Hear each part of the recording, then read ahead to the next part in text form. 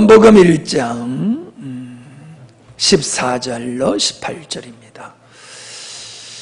말씀이 육신이 되어 우리 가운데 거하심에 우리가 그의 영광을 보니 아버지의 독생자의 영광이요 은혜와 진리가 충만하더라. 요한이 그에 대하여 증거하여 외쳐 이르되 내가 전에 말하기를 내 뒤에 오시는 이가 나보다 앞선 것은 나보다 먼저 계심이라 한 것이 이 사람을 가리킴이라 하니라. 우리가 다 그의 충만한 데서 받으니 은혜 위에 은혜로라. 율법은 모세로 말미암아 주어진 것이요 은혜와 진리는 예수 그리스도로 말미암아 온 것이라. 본래 하나님을 본 사람이 없으되 아버지 품속에 있는 독생하신 하나님이 나타나셨느니라. 아멘. 네 번째 시간입니다. 지난 시간에 영적 무지에 대한 말씀을 나눴습니다. 생명이시며 빛이신 예수님께서 당신이 만드신 곳에 당신의 백성들 가운데 왔지만은 사람들은 알아보지 못했고 영접지 아니했다. 이것이 모든 사람의 모습이지만은 하나님은 그런 자들 가운데 은혜를 베푸셔서 볼 수 없는 자들을 보게 하시고 깨닫게 하심으로 말미암아 예수님을 하나님의 아들이요 구세주로 영접하여 하나님의 자녀가 되게 하는 은혜를 입은 자들이 우리다. 그래서 우리는 기적의 사람이요 은혜의 사람이요 축복받은 민족이요 백성이라고 하는 것이고요. 아무리 진리를 얘기해 주어도 하나님 그 놀라운 역사가 있어도 그걸 보고 경험하고 체험함에도 불구하고 믿음을 갖지 못하는 자들은 하나님께서 그들의 눈을 열어주시는 은혜를 베풀지 않았기 때문이다라고 하는 거지요. 그렇게 되면 사람들은 이런 은혜를 주시지 않았기 때문에 우리가 예수님을 믿지를 않는 거니까 이건 하나님의 책임이다. 그렇게 사람들이 또 반론하기도 합니다. 그러나 하나님은 이 땅의 모든 사람이 다 멸망받을 수밖에 없는 그런 존재였다는 것을 전제로 말씀하고 있다는 거지요. 잘하면 천국 가고 잘못하면 지옥으로 떨어지는 존재가 아니라 모두가 어둠의 백성이라는 거지. 사망 가운데 있는 존재라는 거죠.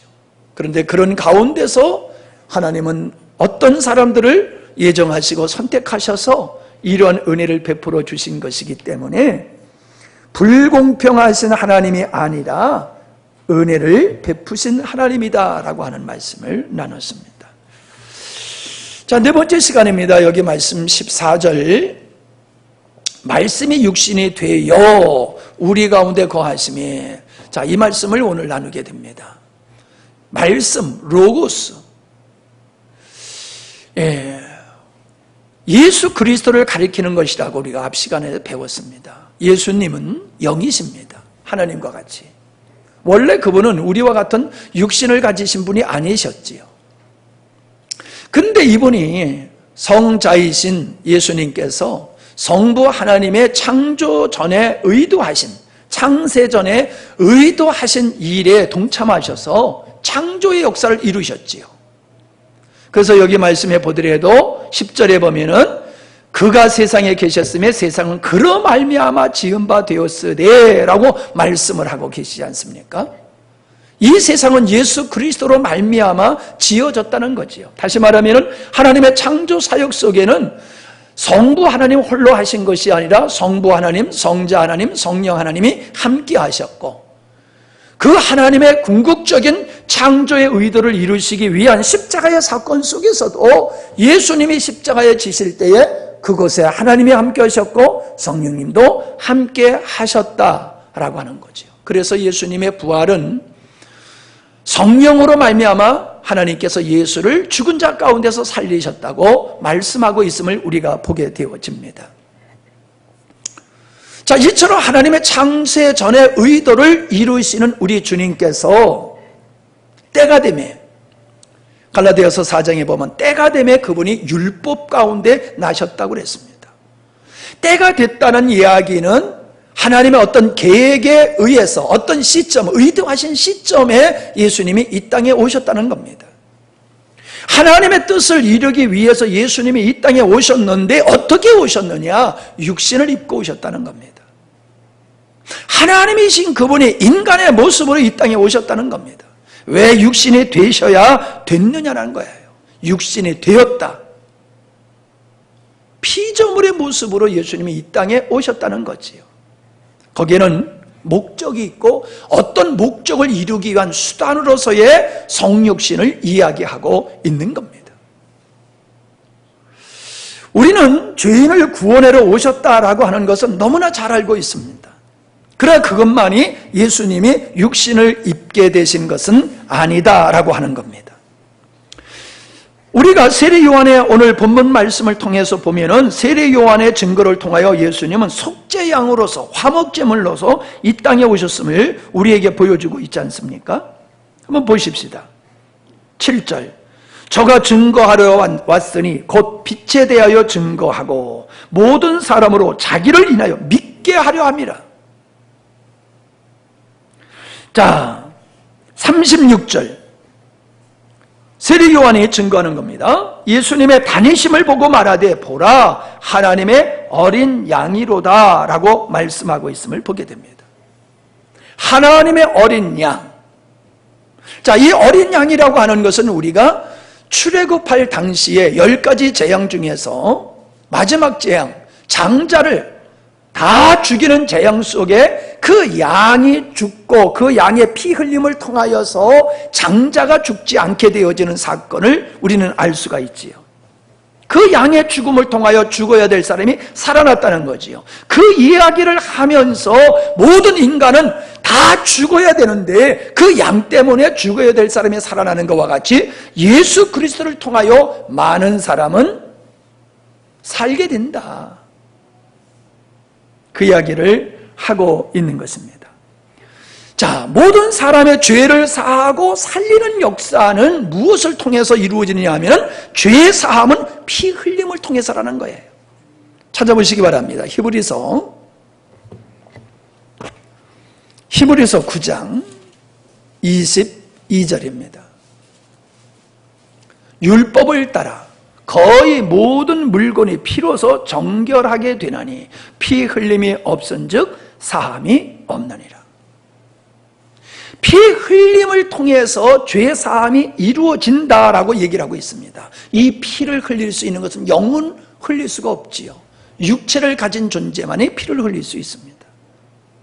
인간이 지은 그 죄값은 피 흘림으로 말미암아 대가를 지불하게 되어지는 건데 그건 곧 죽음을 의미하는 거지요. 예수님은 우리가 흘려야 할 그 피 대신 주님께서 그 보혈을 흘려주심을 통하여 어린 양이 되셔서 인류를 구원하게 하셨다라는 말씀을 하고 있습니다. 자, 11절을 9장 11절을 보시겠습니다. 오늘 성경을 좀 많이 읽어야 될 것 같아요. 11절입니다.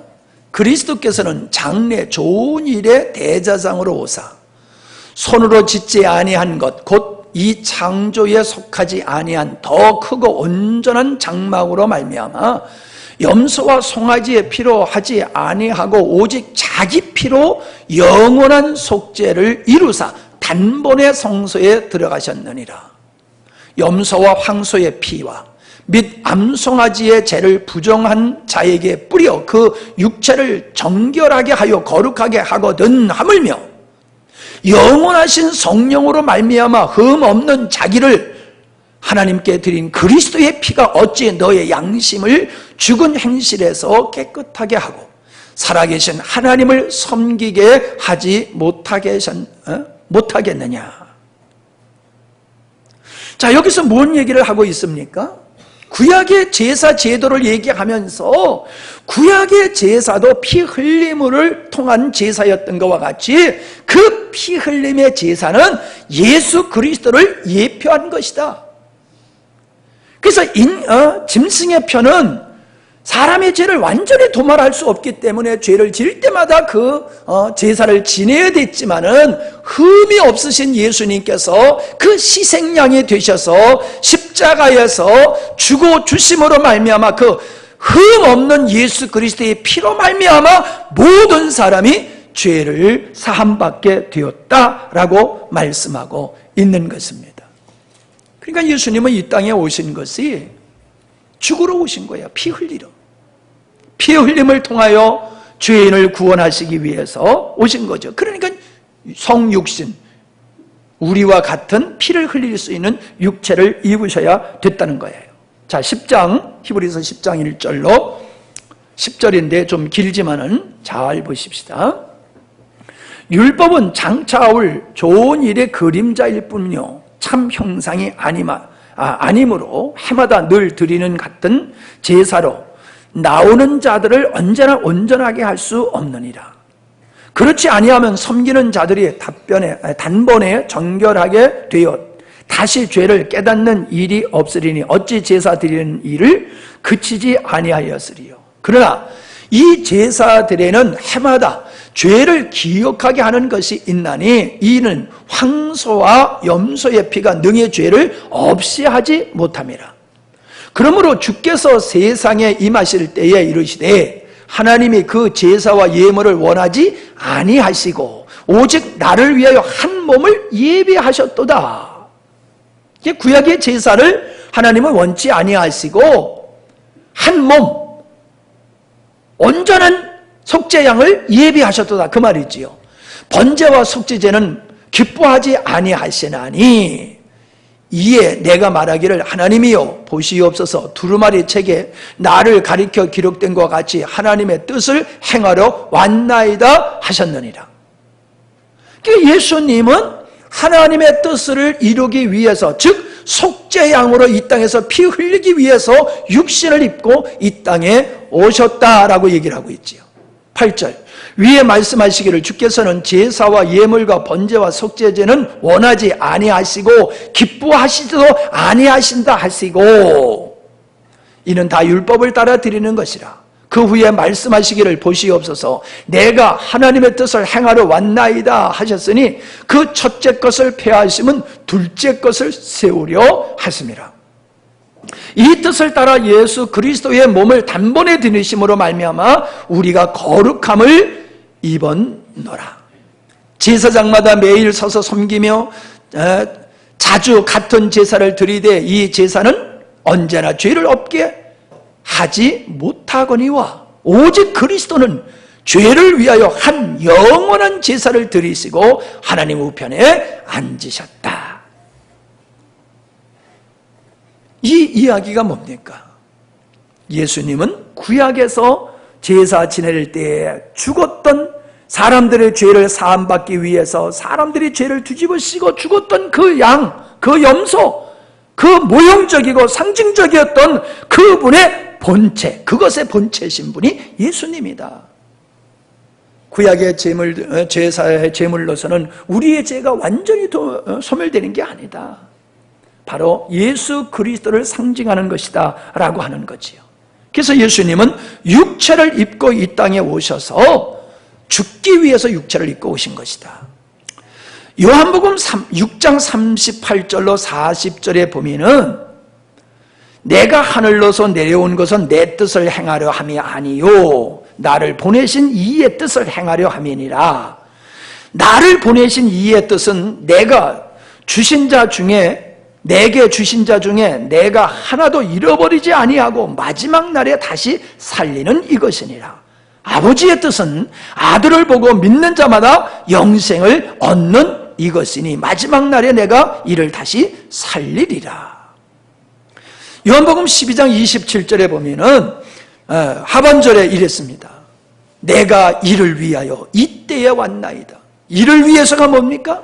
십자가에 못 박혀 죽기 위해서 내가 이 땅에 왔습니다 라고 고백하면서 아버지 뜻이 이루어지기를 원합니다. 내 뜻대로 마옵시고 그런 기도를 하고 있는 겁니다. 그래서 예수님이 왜 성육신을 하셨느냐? 어린 양으로 피 흘리기 위해서 우리를 대속하시는 속죄양이 되시기 위해서 예수님은 성육신 하셨다라고 하는 겁니다. 자, 두 번째, 하나님을 세상 사람들에게, 백성들에게 알리고 나타내기 위함이다라고 하는 겁니다. 자, 요한복음 1장 18절로 돌아갑니다. 본래 하나님을 본 사람은 없지요. 왜요? 하나님은 영이시기 때문에 육신의 눈을 가지고 하나님을 볼 수가 없지요. 그러나 하나님은 존재하시는 분이지요. 그런데 그 볼 수 없는 하나님을 볼 수 있는 하나님으로 이 땅에 등장하시고 나타나신 분이 바로 예수님이다라고 하는 겁니다. 그래서 히브리서 1장 1절로 3절에 보면 하나님께서 선지자와 여러 부분과 여러 모양으로 말씀을 하셨지만은 마지막 날에는 아들을 이 땅에 우리에게 보내주셔서 그 아들로 말미암아 하나님을 우리가 보게 하셨다는 말씀을 하고 있습니다. 그래서 예수님은 하나님의 형상이다라고 하는 거예요. 실체가 아니에요. 형상이에요. 그래서 볼 수 없는 하나님을, 예를 들어서 사랑이라고 하면 하트가 있잖아요. 하트를 이렇게 그려놓으면 어때요? 요러잖아요, 요즘은. 예? 이건 너무 커가지고 무거워서 못하고, 요러잖아요. 뿅뿅뿅뿅 날리잖아요. 요러면 뭐는지 다 알잖아요. 사랑을 표시하는 줄 알잖아요. 보이지 않는 사랑을 이렇게 형상화시켜서 나누잖아요. 하나님은 영이시기 때문에 우리가 볼 수가 없습니다.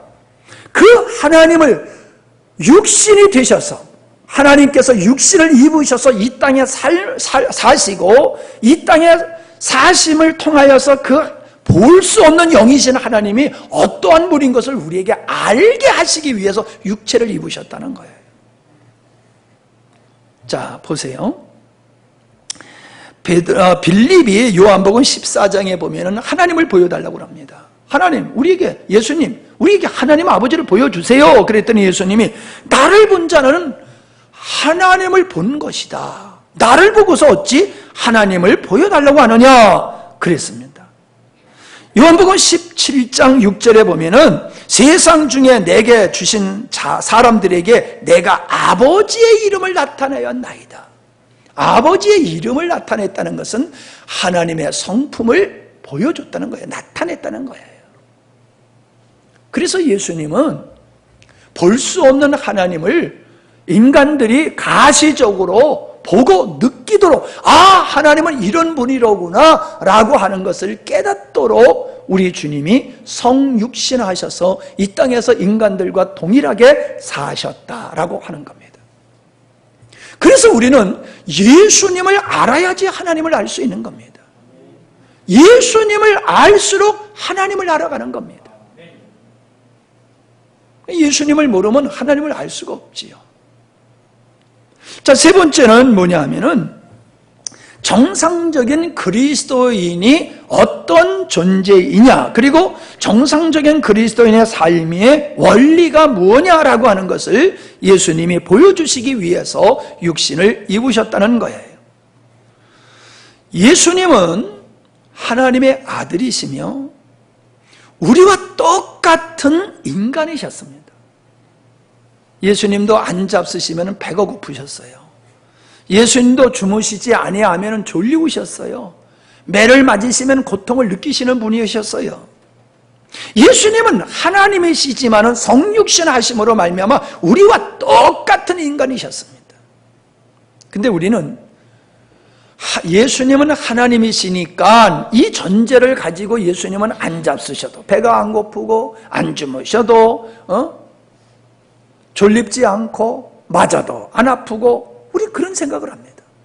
예수님의 행하신 표적을 봐. 하나님이시니까 그런 일을 했지. 그러니까 예수님은 우리와 달라. 이런 생각을 합니다. 예, 다르지요. 분명히 그분은 죄가 없으신 분이기 때문에.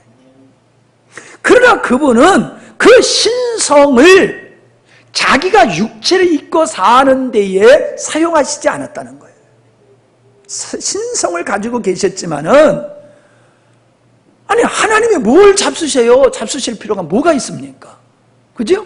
육신을 가진 사람이나 먹지, 하나님이 뭘 잡수세요? 잡수실 필요가 없잖아요. 그러나 예수님은 잡수셨어요. 나귀를 타셨어요. 우리와 똑같은 인간으로 사셨어요. 이걸 우리는 놓쳐서는 안 됩니다. 예수님이 그렇게 사셨다라고 하면은 우리도 그렇게 살 수 있다는 것을 주님은 육체를 입고 우리에게 보여주시는 거예요. 근데 우리는 이거를 감히 그렇게 생각하지를 못합니다. 어떻게 인간이 예수님과 같이 살 수 있단 말이야? 말도 안 돼. 우리는 그렇게 결론을 져버립니다.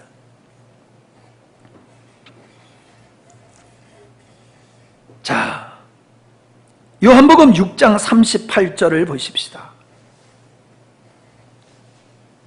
내가 하늘로서 내려온 것은 내 뜻을 행하려 함이 아니요 나를 보내신 이의 뜻을 행하려 함이니라. 자, 아버지 뜻을 행하는 것은 십자가를 지시는 거지요. 속죄양이 되시는 거지요. 말할 필요가 없습니다. 자, 요한복음 5장 19절을 보시기 바랍니다.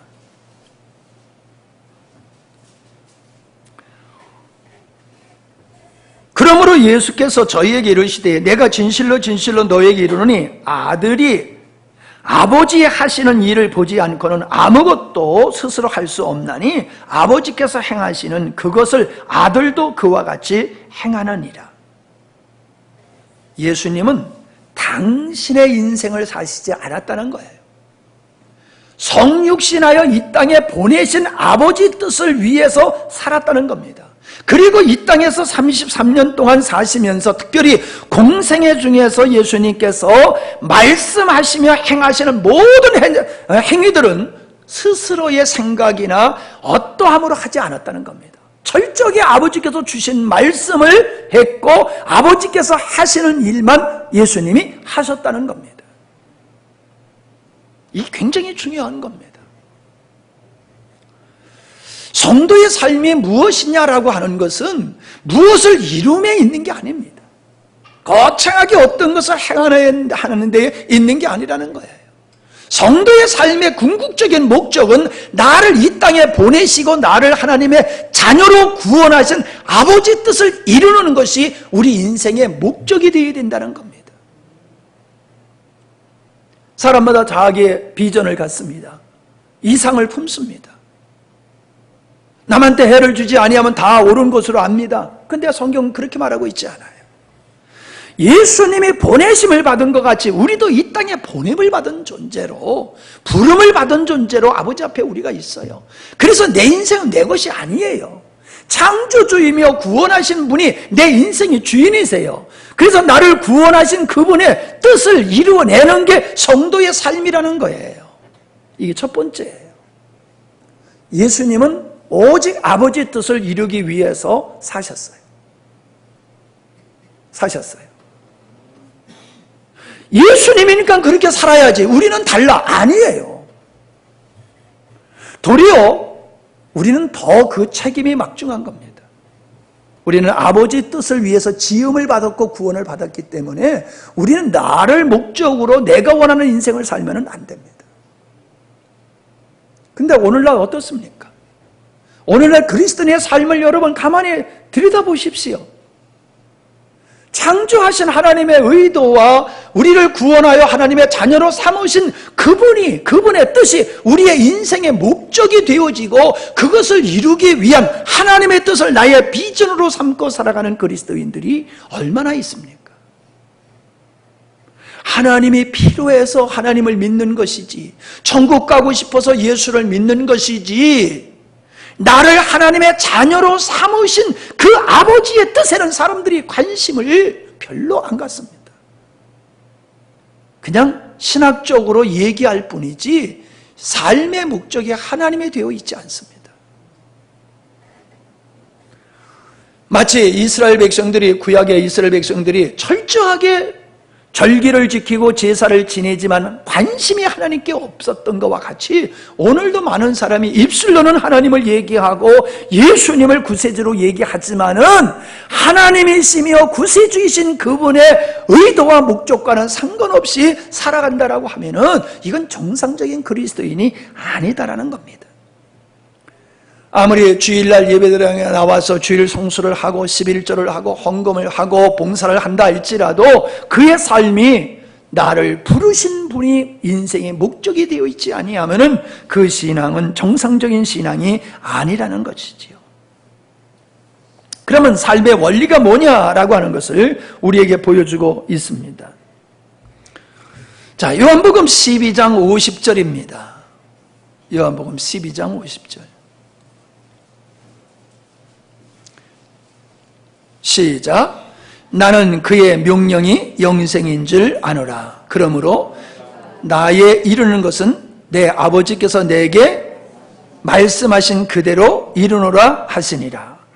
자, 6장 57절.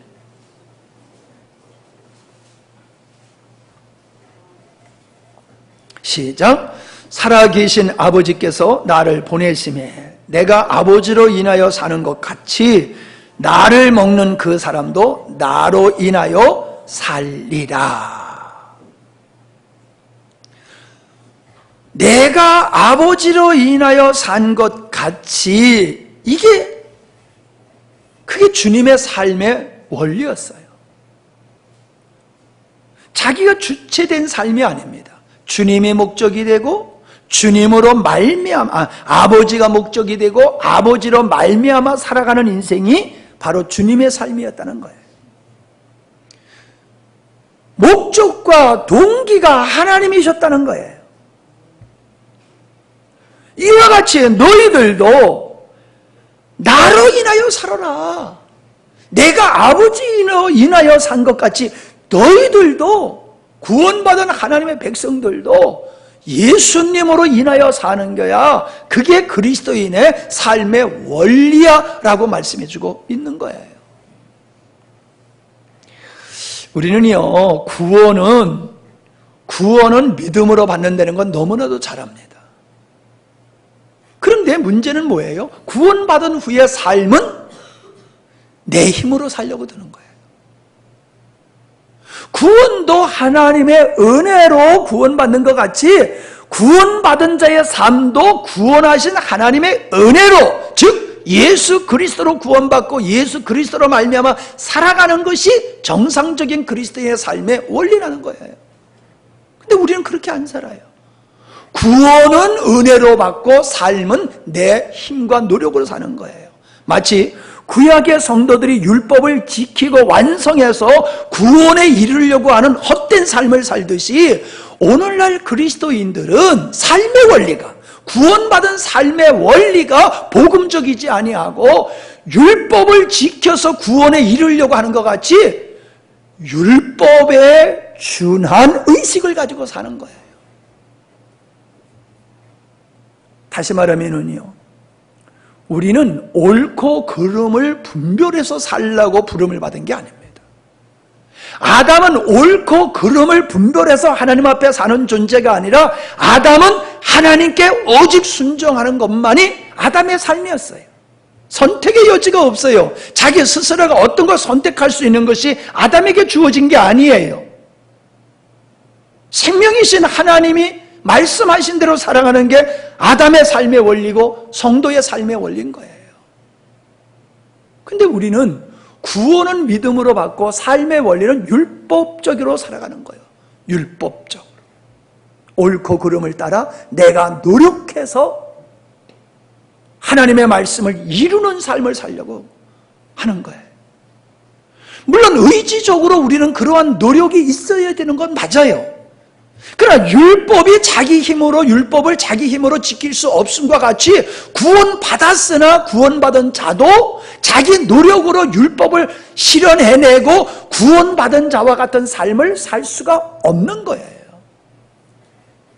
구원은 오직 예수 그리스도만 의지해야 되는 것과 같이 구원받은 성도의 삶도 오직 예수 그리스도만 의지함으로 이루어지는 거예요. 이게 성도의 정상적인 삶의 원리예요. 왜 우리가 실패합니까? 당연한 거예요. 우리가 주님으로 말미암아 살지 아니하면 실패하는 건 너무나도 당연한 거예요. 노력이 부족해서, 정성이 부족해서, 실력이 없어서가 아니라는 거예요. 모든 자는 하나님의 의를 이룰 수 없는 존재다라고 하는 거예요. 그러나 주님은 우리에게 이렇게 말씀하고 계세요. 요한복음 15장 4절로 5절입니다. 내 안에 거하라. 나도 너희 안에 거하리라. 가지가 포도나무에 붙어 있지 아니하면 절로 과실을 맺을 수 없음 같이. 당연한 얘기지요? 그걸 비유로 들어서 뭐라고 말씀하세요? 너희도 내 안에 있지 아니하면은 열매를 맺을 수 없다. 즉 하나님의 말씀대로 살 수 없는 존재다라고 말씀하고 있어요. 나는 포도나무여 너희는 가지니 저가 내 안에, 내가 저 안에 있으면, 이게 뭐예요? 오직 주님을 의지하는 삶을 얘기하고 있는 거예요. 오직 예수 그리스도로 살아가는 삶을 얘기하고 있는 거예요. 저가 내 안에, 내가 저 안에 있으면, 주님만 의지하면 이 사람은 어떻다는 거예요? 많은 과실을 맺게 된다. 많은 과실을 맺는다는 자체가 우리가 하나님의 뜻대로 살게 된다는 거예요. 하나님의 말씀을 이루며 성취하며 산다는 거예요. 그래서 가지가 줄기를 떠나면 열매를 맺을 수 없은 것 같이 너희가 너희를 의지하고 나를 의지하지 아니하면 열매를 맺을 수 없어. 열매를 맺는 사람은 오직 나만 의지하는 자야 라고 말씀하고 있다는 거예요. 그렇게 예수님이 사셨다는 거예요. 그렇게 나는 아버지로 인하여 살았던 것 같아요. 예수님이 줄기고 우리가 가지였다라고 하면은 예수님께서는 그 줄기가 아버지셨고 예수님은 가지로 삶을 사셨다는 거예요. 그래서 예수님의 삶은 성자 하나님으로서의 삶이 아니라 아버지 하나님을 근거로 살아가는 삶을 살아가신 그 온전한 삶이 우리에게 보여준 삶이라는 거예요. 예수님의 삶은 우리가 그렇게 살아가야 하는 삶을 보여주는 것이고, 그런 삶은 예수님이 아버지를 인하여 살았기 때문에 그런 삶을 살았다라고 하는 걸 보여주면서 너희들도 너희 힘으로 살려고 들지 말어. 나를 의지해야지 돼. 나로 말미암아 그게 가능한 거야. 그걸 말씀하고 있는 겁니다. 그러니까 우리는 우리에게 선한 것이 없음을 알아야 돼요. 너에게도 선한 것이 없음을 알아야 돼요.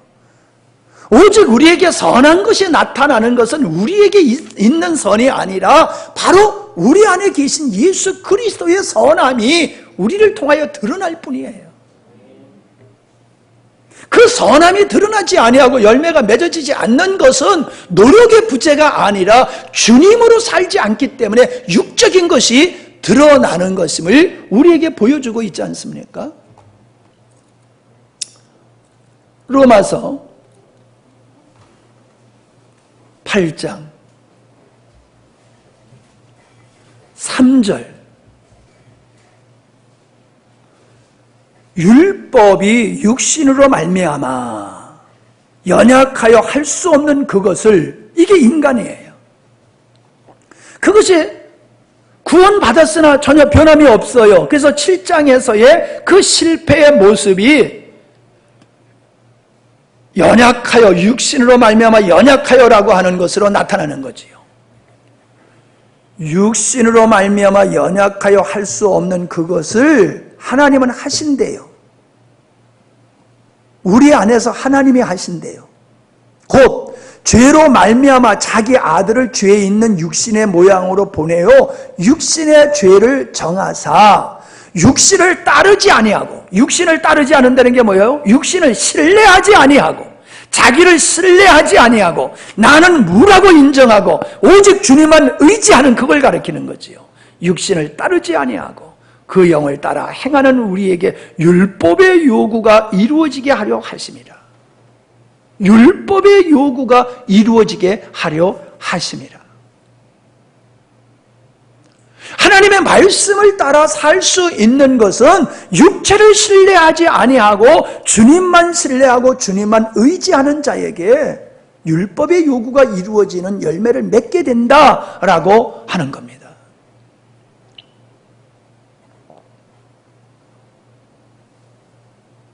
12절을 보세요. 8장 12절 13절. 그러므로 형제들아 우리가 빚진 자로 돼 육신에 져서 육신대로 살 것이 아니니라. 너희가 육신대로 살면 반드시 죽을 것이로되 영으로서 몸의 행실을 죽이면 살리니 무릇 하나님의 영으로 인도함을 받은 사람은 곧 하나님의 아들이라. 하나님의 아들은 어떤 사람이라는 거예요? 성령의 인도함을 따라 자기의 육신을 신뢰하지 아니하고 성령을 의지하여 살아가는 사람이다. 그 말씀을 하고 있는 거예요. 그래서 육신을 신뢰하는 사람은 예수님을 믿지도 아니할 뿐만 아니라 믿는다 할지라도 그의 삶 속에서 승리의 모습이 나타날 수 없다는 거지요. 영으로서 몸의 행실을 죽여라. 우리의 육체를 신뢰하는 우리의 육체는 끊임없는 타락한 성품과 성향이 우리를 얽매고 있다는 거지요. 그래서 육체를 신뢰하는 사람은 반드시 실패하게 된다.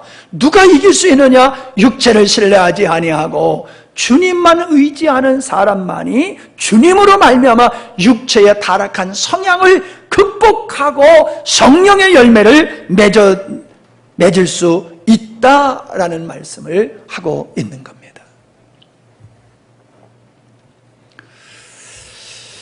예, 말씀을 준비한 것에 3분의 1밖에 못했는데 다음으로 전진해 나가면 시간이 너무 걸릴 것 같으니까 오늘은 여기까지만 하겠습니다. 자, 다시 한번 생각해 보시기 바랍니다. 하나님이신 육신을 입지 아니하신 하나님이 왜 사람과 같은 피조물과 같은 피조물의 존재, 그 육체를 입고 이 땅에 왜 오셔야 됐느냐? 육신이 되어, 왜 육신이 되어야 됐느냐? 거기에는 목적이 있다는 거지. 그리고 그 목적을 이루기 위해서는 예수님이 육신을 입으셔야만이 됐다라고 하는 것이죠.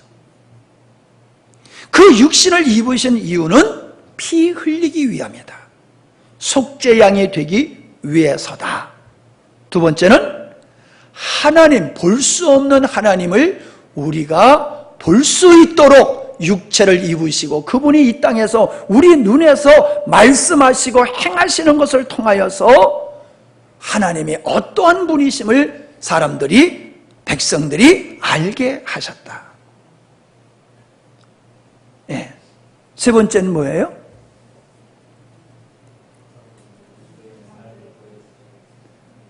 그리스도인의 정상적인 삶이 무엇이며 그 그리스도인의 정상적인 삶을 어떻게 살아낼 수 있느냐라고 하는 원리를 친히 보여주시기 위해서 성육신 하셨다.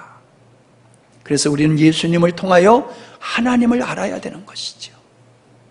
예수님을 통하여 구원받은 성도의 삶의 원리를 발견해야지 되는 거죠.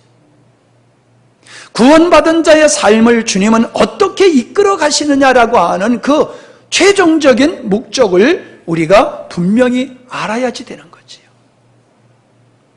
우리가 예수님을 얘기한다고 하면서 이것을 모르면은 그냥 우리의 속죄주여라고 하는 것에 끝나버리면은 구원은 받았으나 그의 삶은 구원하신 아버지의 목적을 이루는 삶을 살 수가 없다는 거예요.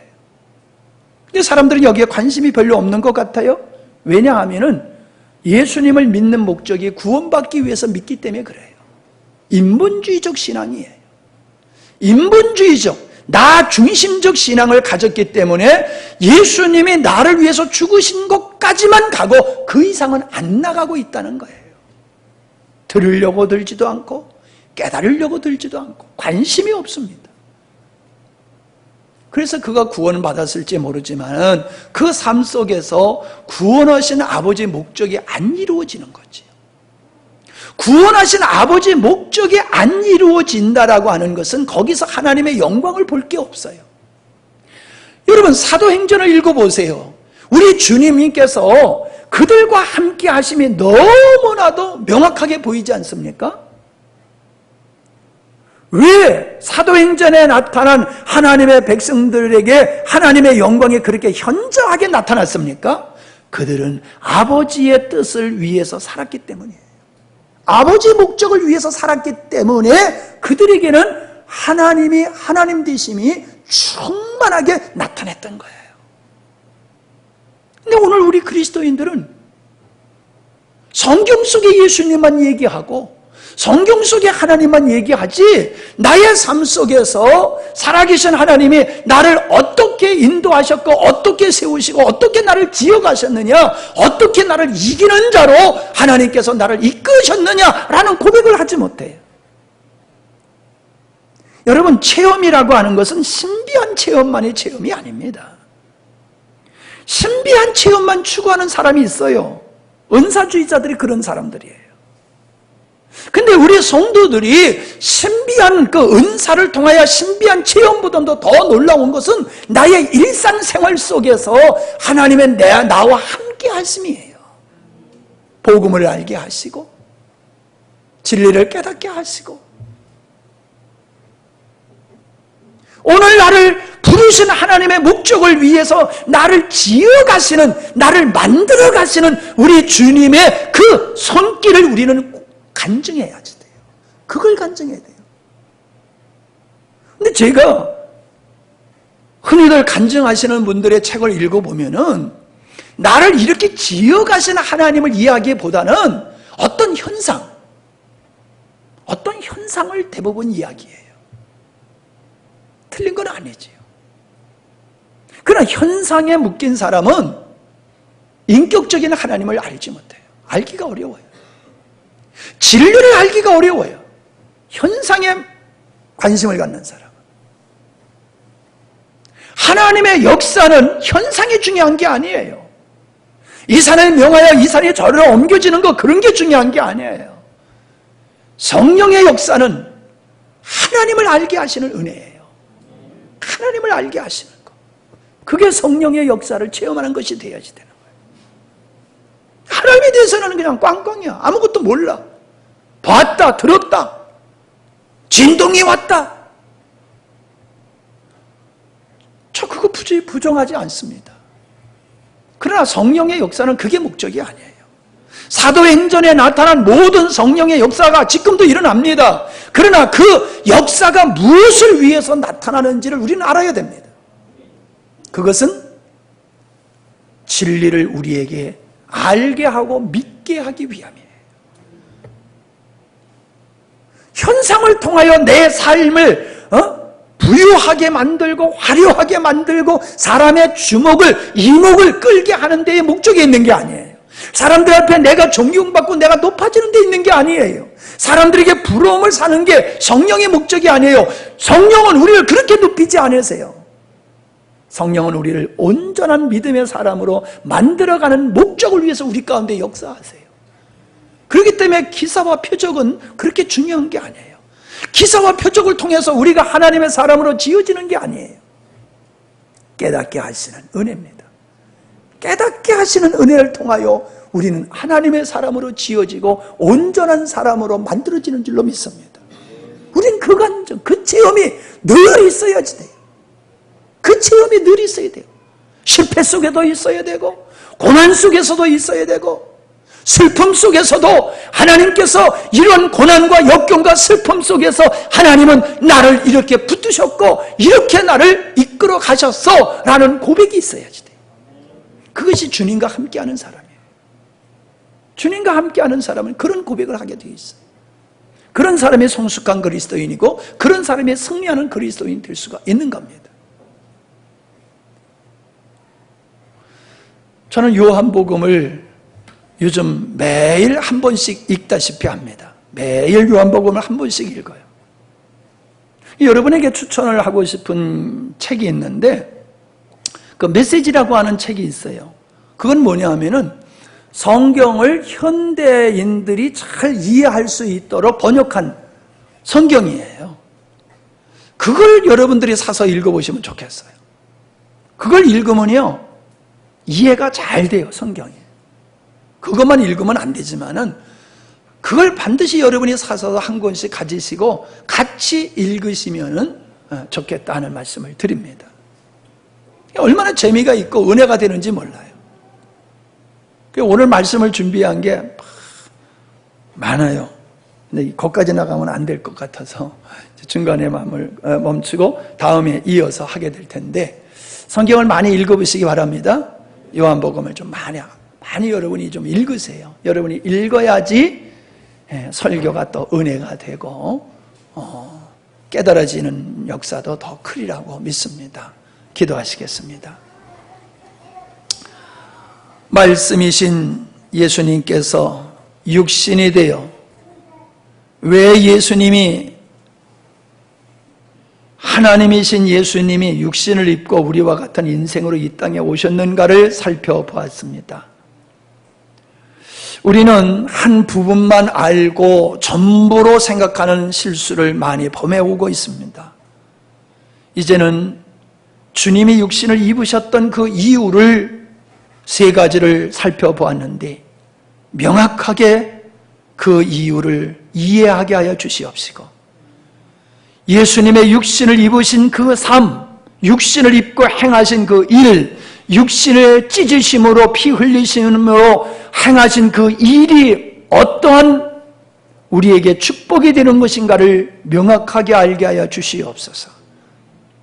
그래서 우리가 예수님을 아는 것만큼 하나님을 알아가게 하시고, 예수님을 알아가는 것만큼 우리의 삶도 예수님의 삶과 일치하게 하여 주시옵시고, 주님이 이 땅에서 우리에게 보여주셨던 그 삶을 우리도 살아낼 수 있는 성숙한 그리스도인이 되어지기를 원합니다. 요한복음을 새롭게 접하면서 많은 은혜를 우리가 입고 있습니다. 하나님, 참으로 이 영적인 놀라운 요한복음의 말씀을 잘 깨달아서 요한복음에 마친 후에 우리의 신앙은 성숙한 그리스도인으로 우뚝 서갈 수 있도록 축복하여 주시옵소서. 그런 갈망이 우리에게 있기를 원합니다.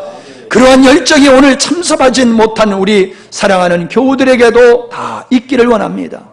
우리 믿음의 식구들 위해 그런 갈망을 주시고 목마름을 주시옵소서. 예수님의 이름으로 기도하옵나이다. 아멘.